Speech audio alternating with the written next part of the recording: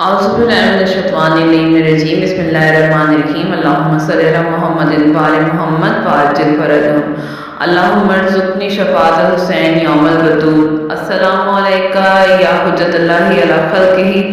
الاجل یا مولا یا صاحب زمان ادرکنی الاجل۔ ظہور میں عام عوام کی جو شرائط ہیں، ظہور میں امام زمانہ علیہ السلام جو ہے ان کے خاص ساتھیوں کے لیے مطلوبہ انسانی شرائط کے علاوہ کچھ اور شرائط بھی ہیں جن کا عام عوام میں پایا جانا بہت زیادہ ضروری ہے۔ البتہ ان تمام شرائط کی مشترکہ چیز جو ہے عالمی سطح پر امام زمانہ اور عدل و انصاف کی بنیاد پر قائم حکومت کو مقبول کرنے کی آمادگی کا حصول ہی ہے، وہ بھی اس طرح کہ سب ایک ساتھ اللہ تعالیٰ سے یہ دعا کریں کہ اے پروردگار عالم معبود ہم جو ہے ایسی برکت والی حکومت کی طرف تیری طرف رغبت رکھتے ہیں جس سے تو اسلام اور اہل اسلام کو قوت دے اور نفاق اور اہل نفاق کو ذلیل کرے۔ جی ہاں، جب بھی لوگوں میں یہ قابلیت پیدا ہو گئی کہ وہ ایک حق کے معصوم امام اور رہبر کو قبول کر سکیں تو وہ امام زمانہ کے ظہور کا وقت ہوگا۔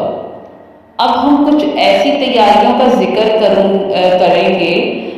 جو امام زمانہ کے خاص ساتھیوں سے نیچے کی سطح پر ضروری ہیں اور وہ مندرجہ ذیل ہیں جو میں بیان کرنے لگی ہوں۔ غور سے سنیے گا کہ لوگوں کے ضمیر کا بیدار ہونا، نمبر ایک لوگوں کے ضمیر کا بیدار ہونا، جیسے کہ بحث کے اس حصے کی ابتدا میں نے بلاؤں کو امتحانات کی ایک حکمت یعنی کہ غیبت کے زمانے میں ظہور کی انسانی شرط کے فراہم ہونے کا قرار دیا ہے اور یہ بھی بیان کیا کہ مشکلات انسانی فطرت کی بیدار ہونے کے سبب بنتی ہیں اور اس بات کا بھی سبب بنتی ہیں کہ انسان اس جہان کے پروردگار اور اس کی طرف پلٹنے کی طرف متوجہ ہو، اور یہ کہ ان امتحانات اور بلاؤں کا ہونا ناگزیر ہے۔ امام جعفر صادق علیہ السلام نے فرماتے ہیں کہ مولا فرماتے ہیں کہ قائم کے ظہور سے پہلے اللہ تعالیٰ کی طرف سے مومنین کے لیے نشانیاں بھیجی جائیں گی۔ اب وہ نشانیاں کیا ہیں؟ راوی نے پوچھا ہم آپ پر فدا ہو جائیں، وہ نشانیاں کون سی ہیں؟ آپ صلی اللہ علیہ وسلم نے آپ نے فرمایا، معصوم امام جعفر صادق علیہ السلام نے فرمایا کہ کون سی نشانیاں؟ آپ نے فرمایا کہ اس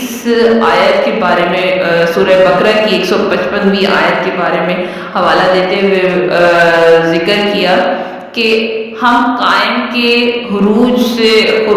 پہلے مومنین کو آزمائیں گے، تھوڑے خوف سے، اپنی فلاح کے بادشاہوں سے، ان کی سلطنت کے آخر میں بھوک سے، یعنی کہ ہم آزمائیں گے مومنین کو خوف سے، پھر بھوک سے آزمایا جائے گا، چیزوں کی مہنگائی کے ذریعے سے، یعنی کہ پھر اموال کی کمی سے آزمایا جائے گا، یعنی کہ کاروبار اور منافع میں کمی کے ذریعے سے، پھر نفع کی کمی سے آزمایا جائے گا، بڑی تعداد میں اموات کے ذریعے سے، اور فصل میں کمی سے آزمایا جائے گا، زراعت کے حصول میں کمی کی وجہ سے، اور اس وقت صابرین کو قائم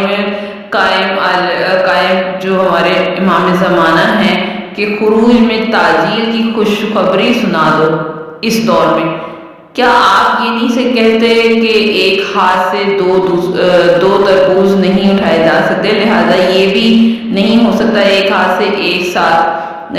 جو ہے دو افراد سے ہاتھ ملایا جائے، لہذا جب تک انسان اپنے ہاتھ کو دنیا سے کھینچ نہ لے وہ آخرت سے ہاتھ نہیں ملا سکتا۔ بڑی غور طلب جملہ ہے اور غور طلب بات ہے۔ ضروری ہے کہ انسان جو ہے ظالم کی بیعت سے خارج ہو تاکہ وہ امام کے ہاتھ پر بیعت کر سکے، وہ کفر کی وادی سے خارج ہو تاکہ ایمان کی وادی میں داخل ہو سکے۔ یہ بات ایسے ہی ہے جیسے جب تک رات کے آخری لمحات نہ گزر جائیں دن کے اولین لمحوں میں داخل نہیں ہوا جا سکتا۔ لہذا مشکلات کا یہ ہنر ہے کہ وہ انسان کے ہاتھ کو ہمیشہ کے لیے دنیا سے خارج کر دیتی ہیں۔ خداوند عالم انسان کو دنیا اور دنیا والوں سے بے رغبت کرنے کے لیے دباؤ میں ڈال دیتا ہے اور طرح طرح کی مشکلات کا شکار کرتا ہے۔ مصیبتیں وہ تماچے ہیں جو پروردگار عالم کی طرف سے، جو اللہ تعالیٰ کی طرف سے دنیا کی وادی میں بے ہوش اور مست لوگوں کو لگائے جاتے ہیں۔ پروردگار عالم سے دعا کروں گی کہ پروردگار عالم ہمیں سیرت محمد آل محمد پڑھنے، سمجھنے اور اپنی ذات اور اپنے گھر پر امپلیمنٹ کرنے کی توفیق عطا فرمائے اور اپنے وقت کے امام کے لیے ہمیں تیار اور آمادہ رکھے۔ ہمارا ایمان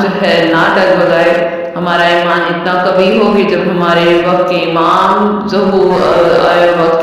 کا ظہور ہو اور وہ ہمیں پکارے تو ہم لبیک کہنے کے لیے اور ان کے ساتھ تیار رہیں۔ آمین یا رب العالمین۔